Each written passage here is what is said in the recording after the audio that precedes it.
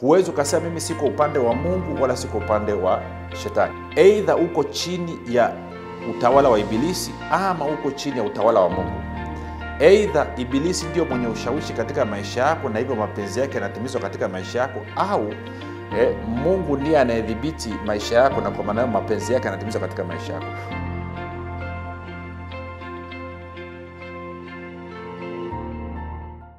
Popote pale ulipo rafiki, na kukaribisha katika mafundisho ya Kristo kupitia vipindi vya neema na kweli. Jina langu naitwa Huruma Gadi. Ninafuraha kwamba umeweza kuungana nami kwa mara nyingine tena ili kuweza kusikiliza kile ambacho Bwana wetu Yesu Kristo ametuandalia. Tunaendelea na somo letu linalosema akili uwanja wa mapambano, ama akili ya mwanadamu uwanja wa vita. Vita gani? Vita ya kiroho. Na tumekwisha kuangalia mambo kadhaa, na leo nataka tumuangazie ibilisi. Tuangalie nafasi ya ibilisi nini katika vita hivi vya kiroho.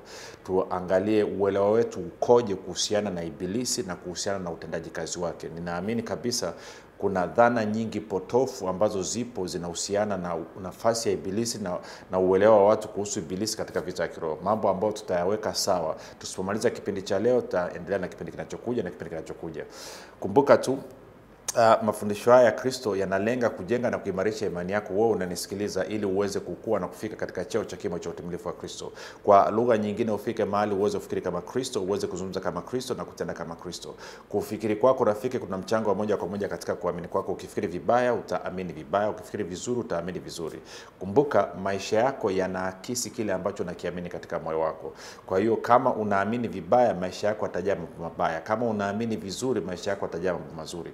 Ndio maana tunasema fanya maamuzi ya kufikiri vizuri, na ili uweze kufikiri vizuri unabudi kufikiri kama Kristo. Na ili uweze kufikiri kama Kristo unatakiwa kuwa mwanafunzi wa Kristo, na mwanafunzi wa Kristo anasikiliza na kufuatilia mafundisho ya Kristo kupitia vipindi vya neema na kweli. Kumbuka tu mafundisho haya pia yanapatikana katika YouTube channel yetu inaitwa Mwalimu Huruma Gadi. Ukifika pale usisahau kusubscribe, kulike pamoja na kushare. Na kama ungependa kupata mafundisho kwa njia ya sauti, basi tunapatikana katika mtandao wa kijamii wa Telegram. Telegram inafanya kazi kama WhatsApp. Unaweza ukatuma ujumbe mfupi tu ukasema niunge, nawe ukaunganishwa kwenye grupu linaloitwa Mwanafunzi wa Kristo. Namba ni 0789500242, 0789500242. Nitoe shukrani za dhati kwenu ninyi maelfu kwa maelfu ya watu ambao, mamia kwa maelfu ya watu ambao mnasikiliza kila siku na kufuatilia mafundisho ya Kristo kupitia vipindi vya neema na kweli. Nasema asante sana kwa kufuatilia, asante kwa kujifunza, lakini pia asante kwa vile ambavyo mnawashirikisha wengine kile ambacho mnajifunza. Kumbuka unapomwalika mtu mueleze kwamba hapa tunawafundisha watu kufikiri kama Kristo. Lakini kabla ya hapo mpe ushuhuda, maisha yako yalikuwaje kabla ya kukutana na mafundisho ya Kristo na nini kimebadilika baada ya kukutana na mafundisho ya Kristo. Na kwa maana hiyo unapomwalika umpe pia ile angalizo kwamba hapa tunalenga kumfanya mtu afikiri kama Adamu na wala sio kufikiri kama Kristo. Maana tumeona watu wanaalikwa wanakuja kwenye group kwa mfano la mwanafunzi wa Kristo. Alafu kwa kuwa wao wamefundishwa kufikiri kama Adamu, wakutana na mafundisho wanamfundisha kufikiri kama Kristo, wanakwazika, wanakasirika, wanaacha kusikiliza. Lakini ukiwa umemwandaa mtu itamsaidia. Nitoe shukrani za dhati pia kwa kwa ambao unafanya maombi kwa ajili ya zaidi ya vipindi vya neema na kweli, kwa ajili ya kwangu mimi pamoja na timu yangu. Nasema asante sana kwa maombi yako. Kumbuka unavyoombea wasikilizaji wa vipindi vya neema na kweli, simamia Waefeso 1:17 hadi 18 na Wakolosai 1:9 hadi 11. Natoa shukrani pia za dhati kwa wewe ambaye unafanya maamuzi ya kuchangia gharama za kupeleka injili kwa njia ya redio. Umeamua kuwa partner wa vipindi vya neema na kweli, na kwa maana hiyo unahakikisha kwamba injili inafikia watu wengi kwa wakati mmoja. Kumbuka maono tulionayo ni kufikia Tanzania nzima kwa njia ya redio, kwamba kila ekari ama kila nchi, kila sentimita ya ardhi ya Tanzania ifikiwe na mafundisho ya Kristo kwa njia ya redio. Maana sio watu wote wana uwezo wa kuwa na simu za kisasa, sehemu zenye mitandao ya simu ambao wanaweza kufuatilia mafundisho kwa kupitia mitandao ya kijamii. Kwa hiyo ni jukumu lako wewe na jukumu langu mimi kufanya maamuzi ya kuhakikisha kwamba wale ambao hawana uwezo wanafikiwa na haya mafundisho kwa njia ya redio. Kuna watu wengine wanakaa maeneo ambayo ni kitu pekee kinaweza kuwafikia kwa injili ni redio peke yake. Hakuna mtu anaweza kwenda kuwatembelea, hakuna kanisa, hakuna chochote. Kwa namna pekee wanaweza wakabadilika maisha yao na wakamjua Kristo ni kupitia vipindi vya neema na kweli. Kwa hiyo nasema hongera sana ulifanya maamuzi, na kama hujafanya maamuzi na kualika uweze kufanya maamuzi ya kuwa partner vipindi vya neema na kweli. Kumbuka unapokuwa partner, mambo kadhaa yanatokea katika maisha yako. Moja, wewe unakuwa baraka kwa wale ambao wanasikiliza, na kwa maana hiyo inadhihirisha kwamba umebarikiwa, na hivyo baraka inaanza kufanya kazi kwa ufanisi katika maisha yako. Mbili, unafungua mlango kwa ufalme wa Mungu uweze kuhudumia katika eneo lako la fedha na uchumi. Na tatu, unasababisha Mungu aweze kutukuzwa kwa sababu ya kile kazi yako njema unayoifanya. Na nne, mazao yako ya haki yanaongezeka, na Wakorintho wa pili 9:11-12 inasema kwamba Mungu anakutajirisha kwa utajiri wote ili uzidi sana katika kazi ya ukarimu. Na tano, neema ile inayotenda kazi juu ya maisha yangu na juu ya huduma hii inaanza kutenda kazi katika maisha yako. Neema gani? Neema ya utoshelevu katika vitu gani? Vitu vyote siku zote. Na ili nini? Ili uzidi sana katika kazi, kila kazi njema ya ukarimu. Kwa hiyo karibu sana rafiki. Unasema mimi sina uwezo, wewe ndo unazungumza na wewe zaidi. Baada ya kusema hayo, basi nataka tuende moja kwa moja kwenye Waefeso 6 mstari wa 10 hadi wa 12. Waefeso mlango wa 6 mstari wa 10 hadi wa 12. Neno linasema, hatimaye mzidi kuwa hodari katika Bwana na katika uweza wa nguvu zake. Mzidi kuwa hodari katika Bwana na katika uweza wa nguvu zake. Vaeni silaha zote za Mungu mpate kuweza kuzipinga hila za shetani. Kwa maana kushindana kwetu sisi si juu ya damu na nyama, bali ni juu ya falme na mamlaka, juu ya wakuu wa giza hili, juu ya majeshi ya pepo wabaya katika ulimwengu wa roho. Sasa nilikwambia, nadhani sikumbuke ni kipindi kipi, lakini nikakueleza kwamba ufalme wa shetani ama ufalme wa giza nao na muundo. Shetani akiwa ndio mfalme mwenyewe, lakini ana watendakazi walioko chini yake, kama ambavyo tunaona ikiainishwa hapa. Kwenye TKU tafsiri ya kusoma kwa urahisi anasema hivi: hapa lipo neno moja la mwisho la ushauri, mtegemeeni Bwana kwa ajili ya nguvu zenu. Wekeni matumaini yenu katika nguvu zake kuu. Vaeni silaha zote za Mungu ili muweze kupigana dhidi ya hila za shetani. Mapigano yetu si juu ya watu duniani. Tunapigana dhidi ya watawala, mamlaka na nguvu za giza za ulimwengu huu. Tunapigana dhidi ya nguvu za uovu katika ulimwengu wa roho. Kwa hiyo sasa nachotaka ukione, anasema hapo kwamba kwenye anasema mweze kuzipinga nini? Mweze kuzipinga. Anasema mstari anasema, hapa lipo neno moja la mwisho la ushauri, mtegemeeni Bwana kwa ajili ya nguvu zenu. Wekeni matumaini yenu katika nguvu zake kuu. Vaeni silaha zote za Mungu ili muweze kupigana dhidi ya hila za shetani. Neno ni hila. Tuko sawa sawa rafiki? Neno ni hila. Sikilia kwenye Biblia Habari Njema anavyosema. Biblia Habari Njema anasema hivi: hatimaye na watakeni muwe imara katika kuungana na Bwana na kwa msaada wa nguvu yake kuu. Vaeni silaha anazowapeni Mungu mpate kuzipinga mbinu mbaya za ibilisi. Mbinu mbaya za ibilisi. Sijui kama unaelewa mbinu mbaya za ibilisi. Kwa hiyo anasema tuna hila. Sasa nataka nizungumze kidogo. Hila ni nini? Kitu cha kwanza, hila inafanyika katika akili. Hila au ulaghai au utapeli, siku zote unalenga akili ya mtu ili huyo mtu aamue sawa sawa na huyo ambaye anatapeli ama analeta hiyo hila. Kwa lugha nyingine ni ujanja ama wengine wanasema giliba. Kwa hiyo nataka ulielewe. Kwa anavyosema ibilisi na majeshi yake ambao katika muundo wake tumeona hapa, anasema falme na mamlaka, wakuu wa giza na majeshi ya pepo wabaya katika ulimwengu wa roho, lengo lao ni kucheza na fikra zako kwa kukuingizia hila. Kumbuka tuliona silaha kubwa ya ibilisi nini? Ni uongo. Na huu uongo unatenda kazi kupitia tamaa. Na tukaona tamaa, kuna tamaa ya macho, tamaa ya mwili na kiburi cha uzima. Tukasema tamaa ni kitu chochote ambacho kinakuvuta na kukusababisha uache kumwamini Mungu. Tamaa ni kitu chochote ambacho kinakuvuta na kukusababisha uache kumwamini Mungu. Tukasema kiburi cha uzima ni kufanya maamuzi kinyume na neno la Mungu ama kinyume na kweli ya Mungu. Maana yake nini? Kwamba unajua neno la Mungu limesemaje, lakini unaamua kufanya maamuzi kinyume na neno lilivyosema. Hiyo inaitwa kiburi cha uzima. Na tuliona ibilisi alipoenda kumjaribu Eva pale bustani ya Eden, ama Adamu na Eva pale bustani ya Eden, ibilisi alishinda. Lakini ibilisi alipoenda kumjaribu Kristo pale nyikani, ibilisi alishindwa. Tukasema ibilisi hapendi kukutana na mtu anayefikiri kama Kristo. siku zote anafurahia kukutana na mtu anayefikiri kama Adamu. Sasa kabla ya kuendelea kuchambua kwenye huu hapa, tumwangalie ibilisi kidogo na nikumbushe mambo mawili, alafu tuangalie habari ya ibilisi. Kitu cha kwanza tulisema hivi, tukasema fikra za mwanadamu ni uwanja muhimu wa vita vya kiroho kati ya ufalme wa nuru na ufalme wa giza. Mtu anayedhibiti fikra, ama upande utakaodhibiti fikra zako, ndio utakuwa na kauli ya mwisho katika maisha yako. Kwa ufalme wa giza ukiweza kudhibiti namna unavyofikiri, maana yake ni kwamba huo ufalme ndio utakuwa una kauli ya mwisho katika maisha yako. Kwa lugha nyingine, mapenzi ya ufalme wa giza na ufalme wa shetani yatatendeka na kudhihirika katika maisha yako. Ufalme wa Mungu ukiweza kudhibiti fikra zako, maana yake ni kwamba mapenzi ya Mungu, mapenzi ya ufalme wa Mungu ndio atakayotendeka katika maisha yako, na kwa maana ufalme wa Mungu ndio utakuwa unadhibiti na kuelekeza maisha yako. Hilo ni jambo moja la nataka kulijua. Jambo lingine tulisema kwamba nasoma kwenye kitabu cha Ushindi katika vita vya kiroho. Anasema ibilisi anatumia uongo na hila kudhibiti fikra za wanadamu. Anatumia nini? Uongo na hila kudhibiti fikra za wanadamu, na silaha yake pekee dhidi ya Mkristo ni uongo unaotenda kazi kupitia tamaa. Kwa hivyo ni muhimu kwa Mkristo kujua na kusimama katika kweli ya Mungu ili kuepuka kudanganywa. Sasa katika sura ya 3 katika sura ya 3 nataka tuangalie kidogo, tumwangalie ibilisi kidogo, ambao kwenye kitabu cha Ushindi katika vita vya kiroho nimeandika. Kwa hiyo nitasoma mambo machache alafu tutayafafanua kuhusiana na ibilisi. Kwa hiyo nasoma kwenye ukurasa wa 37. Anasema hivi: kwanza kabisa, kuna watu na hata baadhi ya Wakristo ambao wanaamini ibilisi sio halisi. Kwa wako watu kabisa wanaamini kwamba hamna ibilisi, hakuna shetani. Kwa hiyo wanakataa.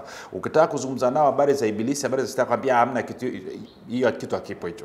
Kwa hiyo anasema hivi, ngoja nirudie tena. Anasema kwanza kabisa, kuna watu na hata baadhi ya Wakristo ambao wanaamini ibilisi sio halisi. Hawaamini kwamba ibilisi yupo, wanaamini kuwa ibilisi ni dhana fulani tu inayotokana na hadithi za kizee. Hii sio sahihi hata kidogo. Tuko sawa sawa? Kwa hiyo sababu kwamba wewe unakataa ibilisi hayupo haimaanishi kwamba inamfanya ibilisi asiwepo.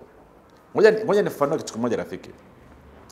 Jinsi ambavyo Mungu ameumba dunia hii, unaona kuna mfano, kuna giza, kuna nuru. Ni sawa? Alafu kuna mwanaume, kuna mwanamke. Ni sawa? Alafu kuna kucheka, kuna kulia. Kila kitu viko viwili. Hakunaga katikati. Ndio maana hata Bwana Yesu anasema chagua kuwa moto au kuwa baridi. Ukiwa vuguvugu nitakutapika. Maana yake nini? Maana yake hakuna katikati.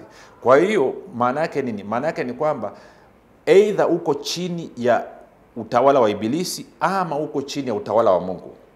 Either ibilisi ndio mwenye ushawishi katika maisha yako na hivyo mapenzi yake yanatimizwa katika maisha yako, au Mungu ndiye anayedhibiti maisha yako na kwa maana mapenzi yake yanatimizwa katika maisha yako. Huwezi ukasema mimi siko upande wa Mungu wala siko upande wa shetani. Sasa ukikataa ukasema shetani hayupo, haimaanishi kwamba shetani atakuwa hayupo, na ukikataa ukasema Mungu hayupo, haimaanishi kwamba utasababisha Mungu asiwepo.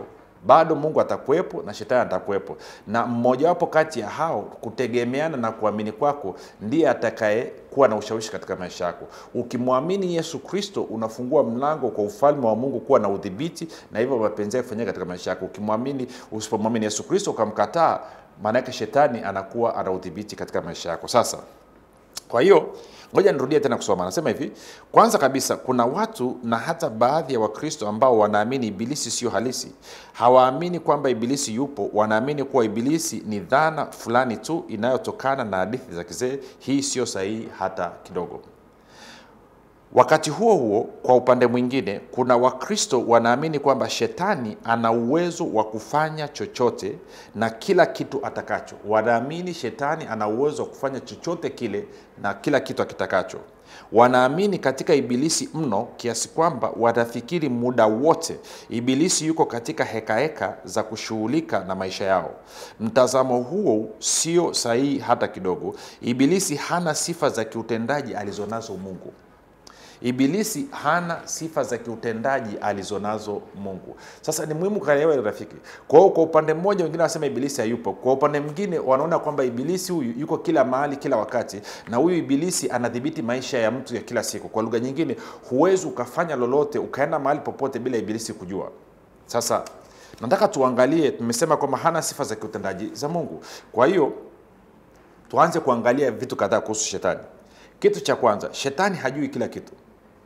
Hilo ni muhimu kuelewa. Shetani hajui kila kitu. Angekuwa anajua kila kitu, kuna mambo ambayo tunasoma kwenye Biblia yasingetokea, angewahi akayadhibiti. Ngoja nikusomee kipengele kidogo kwenye kitabu cha Ushindi katika Vita vya Kiroho. Anasema hivi: Mungu anamiliki ujuzi kamili na usio na ukomo kuhusu kila kitu kilichopita, kilichopo sasa na kitakachokuja. Kwa anaufahamu, anajua kila kitu kilichopita, kilichopo na kitakachokuja. Shetani hayuko hivyo. Baadhi ya Wakristo wanaamini kwamba shetani ana uwezo wa kujua kila kitu katika maisha yao. Wakristo baadhi wanaamini kwamba shetani ana uwezo wa kujua kila kitu katika maisha yao. Hii ni kumpa shetani sifa ambazo hana uhalali wa kupewa. Kama shetani angekuwa anajua kila kitu kila wakati, basi kwa nini alilazimika kulenga watoto wote wa Kiebrania walio chini ya umri wa miaka 2 wakati alipotaka kumdhuru mtoto Musa? Unalisikia hilo rafiki? Maana yake kwamba kama ibilisi angekuwa anajua kila kitu, wakati anamtafuta Musa, ukisoma kwenye Kutoka mlango ule wa kwanza na wa pili, asingekuwa na sababu ya kuua watoto wote wa Kiebrania walio chini ya miaka 2. Angeenda moja kwa moja akamtafute Musa na kumua. Anasema hivi, kwa nini hakwenda moja kwa moja kwenye kasri la Farao na kumwangamiza mtoto Musa? Sababu ni kwamba hakuwa anajua mahali alipo Musa. Kama angekuwa anajua, angejua kwamba Musa hakuwa tu kwenye kasri la Farao, bali pia angejua kwamba Musa alikuwa akinyonyeshwa na mama yake mzazi. Kwa hiyo unaweza kuona hicho kitu rafiki. Kumbuka Farao alisema watoto chini ya miaka 2 wauawe. Lakini unafahamu story ya Musa. Sio tu kwamba Musa aliokotwa akiwa kwenye safina akaenda akaingizwa kwenye kasri la mfalme la Farao, lakini pia mama yake mzazi ndio alimnyonyesha Musa. Na ibilisi hakujua yote haya, kwamba ibilisi mtendaji wake mkuu katika mpango wake, katika plani yake alikuwa ni Farao. Na wakati huo Farao huyo akawa anamlelea mtoto huyo Musa ambaye ibilisi bosi wake anamtafuta. Na Farao hakujua na ibilisi naye hakujua. Kukuonyesha kwamba ibilisi hajui kila kitu kila wakati. Nataka ulielewe hilo rafiki. Nasema kitabu kinasema hivi, rafiki, naamini unaanza kupata picha. Shetani hajui kila kitu kila wakati. Maana angekuwa anajua kila kitu kila wakati, basi alipotaka kumuua mtoto Yesu kupitia Herode, asingeamuru watoto wote chini ya miaka 2 wauawe, bali angewafuata mamajusi kwa nyuma baada ya wao kutoka kwa Herode, na kupitia wao angempata mtoto Yesu kirahisi. Wakorinto wa kwanza 2:8 inatuambia kuwa kama ibilisi angelijua madhara ya kumsulubisha Yesu Kristo, basi asingefanya hivyo. Kwa hajui kila kitu. Kama ibilisi angejua kumsulubisha Yesu Kristo kutasababisha mabilioni ya watu sio tu kwamba wawe wafuasi wa Yesu Kristo, lakini wahame kutoka katika ufalme wake waingie katika ufalme wa Mungu, asingefanya hivyo. Asingethubutu kufanya hivyo, kwa sababu kama angejua kwamba baada ya kumsulubisha Yesu Kristo na kufuka kwake ingesababisha kuwe na watu wanaomfurania Kristo, mamilioni kwa mamilioni ya watu duniani ambao angemsumbua, asingekuwa na udhibiti nao, asingethubutu kumsulubisha Yesu Kristo. Lakini alikuwa alijua hilo. Kwa hiyo nataka uelewe hilo. Ibilisi hajui kila kitu kila wakati. Na kama hajui kila kitu kila wakati, manake pia ni kwamba hawezi kusoma mawazo yako. Lakini ngoja nitakuonyesha hicho kitu. Hawezi kusoma mawazo yako. Sikiliza hii. Shetani hana uwezo wa kusoma mawazo. Na hii ni dhana nyingine potofu ambao watu wanayo. Kwamba sio tu kwamba watu wanadhania kwamba ibilisi anajua kila kitu kila wakati, lakini kuna Wakristo wengine wanadhania kwamba ibilisi ana uwezo wa kusoma mawazo yako. Ngoja nitakusomea kipengele hapa afu nitakueleza kitu hapa. Anasema hivi, tofauti na inavyoeleweka katika duru za Kikristo, ibilisi hana uwezo wa kusoma mawazo ya mtu. Hana. Unauliza, je, vipi kuhusu hofu? Unataka kuniambia mtu anapokuwa na hofu ibilisi hana uwezo wa kujua? Hana.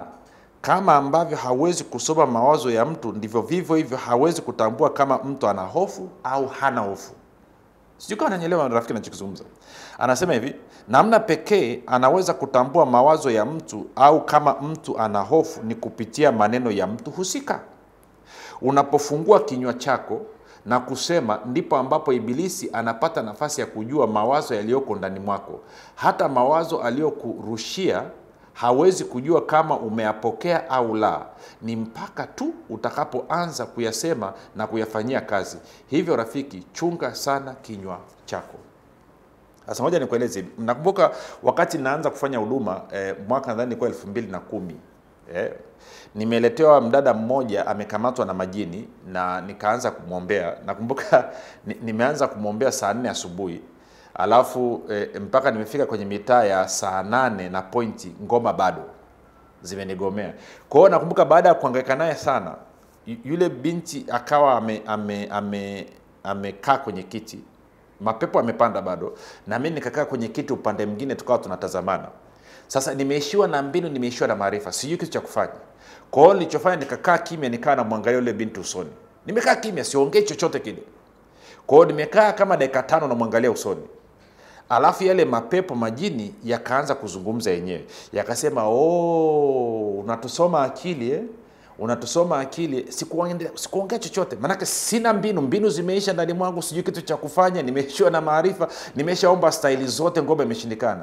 Kwa hiyo nikakaa kimya, nikaendelea kuangalia. Kwa hiyo akasema, unatusoma. Kwa hiyo maana yake ni kwamba hawajui ninawaza nini. Wangekuwa wanajua ninawaza nini, wangekuwa wamejua kwamba ndani mwangu tayari nimeshaona hapa ngoma imenishinda. Kwa hiyo nilipoanza kuona wanaongea kwamba wanatapatapa, wanazungumza kwamba nawasoma mawazo, wakati nilikuwa wala siwawazi wao. Nawaza tu, Bwana Yesu, hapa inabidi unisaidie tu, maana yake hapa ngoma imegoma hapa nabwaga manyanga sasa hivi. Nikaanza kupata kaujasiri kwa mbali. Hofu iliyokuwa ndani mwangu kwamba leo hii nitachemsha ikaanza kuondoka. Nikaendelea kuangalia tena kama dakika 5. Kwa hawajui nawaza nini. Alafu baadaye nikasema haya, ondokeni. Unajua kichotokea rafiki? Wakaondoka. Sikuamini jinsi ilivyokuwa rahisi yani. Haya, nikasema ondoka katika jina la Yesu Kristo. Wakaondoka, ondokeni. Wakaondoka. Nikasema kwa nini sikulijua ili tangu mwanzo? Sasa maana yake nini? Kwa nini nakupa mfano kuonyesha kwamba ibilisi hajui kila kitu kila wakati, na wala hawezi kusoma mawazo yako. Namna pekee anaweza akasoma mawazo yako ni kupitia kinywa chako au matendo yako. Hata ukienda kwenye story ya Ayubu anasema lile naloliofia ndilo lilonijilia. Kusoma Ayubu 3 mstari wa 25, in fact tukaenda mpaka mstari wa 26. Kwa ibilisi alijuaje Ayubu ana hofu? Unaposoma kwenye Ayubu mlango wa kwanza, unaanza kuona hasa ule ndani mstari wa 5, anasema wakati wakati Ayubu anapeleka sadaka mbele za Mungu kwa ajili ya watoto wake, alikuwa anasema yumkini hao watoto wamemkufuru Mungu. Kwa alivyokuwa akisikiliza maneno ya Ayubu, ibilisi akajua kwamba ile mishale nilomtupia Ayubu ya kumuingizia hofu kwamba watoto wake watamkufuru Mungu na hivyo watapigwa, wataadhibiwa, watakufa, hiyo hofu imemuingia. Kwa namna pekee rafiki, anaweza akajua unachokiwaza, anaweza akajua kinachozunguka ndani ya akili yako na kwenye moyo wako, either una hofu ama hauna hofu. Ni kwa wewe kuzungumza au kutenda. Ndio maana bado ni muhimu sana ukachunga kinywa chako, ukachunga unazungumza nini, ukachunga matendo yako, ukachunga. Unaweza kama umeingiwa na hofu lakini usiogope. Mfano mwingine mzuri ni huu. Nadhani unajua, inawezekana mtaani kwenu kuna mbwa mara nyingi anapokufuata kama anataka kushambulia, ukiogopa ukawa na hofu ukaanza kukimbia, lazima akuparure. Lakini ukisimama ukamwangalia, usijitikise, na anapiga breki. Sasa shida ni kwamba ukiogopa kitu ambacho haujui, wanyama wote, kila mnyama akiogopa anatoa harufu, ikiwa ni pamoja na mwanadamu. Ile harufu ndio inamwambia mbwa kwamba huyu jamaa ameogopa. Vinginevyo hajui kitu kingine chochote. Ndio maana ukizuia, usijitikise, akakuangalia, mara nyingi mbwa anarudi. Hata hao mbwa wa polisi hao, ndio polisi kama wanataka kumwachia, ukisimama mbwa naye anasimama, anapiga hesabu afanyaje. Lakini ukianza kukimbia, unamtia moyo kwamba huyu ninaye, huyu yuko chini ya hima yangu, kwa hiyo anakurukia na kuparura. Kwa hiyo tunachosema nini rafiki? Ibilisi hajui kila kitu kila wakati. Ni muhimu kalielewa hilo. Ibilisi hajui kila kitu kila wakati. Ukilielewa hilo na ukaelewa kwamba hawezi kusoma mawazo yako, itakusaidia. Nirudie nimalizia kusema hivi tena. Tofauti na Mungu, shetani hana uwezo wa kusoma mawazo ya mtu. Anaweza kutambua mawazo ya mtu au kama mtu ana hofu kupitia maneno ya mtu husika. Hivyo ni muhimu kwa Mkristo kuchunga sana maneno yake na kwa maana hiyo mwenendo wake. Kwa hiyo rafiki, hiyo dhana ya kwamba ibilisi anajua kila kitu, anaweza kila kitu, yuko kila mahali kila wakati, na anaweza kusoma mawazo ya mtu, na anaweza kuona hofu, ifute, iondoe. Hiyo itakuwa ni silaha yako kubwa sana. itakusaidia sana pale ambapo unapopita kwenye changamoto alafu kakauka, usionyeshe dalili yote kumdhibiti ibilisi. Sijui kama unanielewa rafiki ninachokizungumza. Sasa ukishalijua hilo, na niseme kitu kingine kimoja, na wala si kweli kwamba kila mtu hapa ibilisi ndo anamfuata. Kumbuka shetani yuko mmoja tu. Shetani yuko mmoja tu, hawako wawili, hawako watatu. Nao hana watendaji wako chini yake. Falme na mamlaka, wakuu wa giza, majeshi ya pepo wabaya katika ulimwengu wa roho, wote hao wanatenda kazi kwa niaba yake. Kwa hiyo dhana ya kwamba ibilisi mwenyewe, inawezekana wewe tangu umeanza Ukristo wako mpaka leo hii ibilisi hakujui, hajui unaitwa nani, hajui uko wapi, wala hujawahi kukutana naye, wala hajawahi kujishughulisha na maisha yako. Inawezekana hata kwangu pia. Tunakutana na watendaji kazi wake walioko chini yake. Kwa hiyo ondoa hiyo dhana kwamba ibilisi anajua mawazo yako, ibilisi ana uwezo wa kutendaje kama Mungu. Hana. Sasa ngoja shida ni kwamba muda umeisha. Jina langu naitwa Huruma Gadi. Yesu Kristo na Bwana. Tukutane kesho muda na wakati kama huu. Usikubali kushindwa vita vya kiroho. Kitabu hiki ni ushindi katika vita vya kiroho kutoka kwa Mwalimu Huruma Gadi, anapoelezea namna ya kumshinda adui. Kila mwanadamu hapa duniani yupo katika vita, haijalishi unajua au haujui. Na Wakristo, vita hivi vya kiroho ni vita vya imani. Jipatie kitabu chako Ushindi katika Vita vya Kiroho ili uweze kujua zaidi ni namna gani utamshinda adui.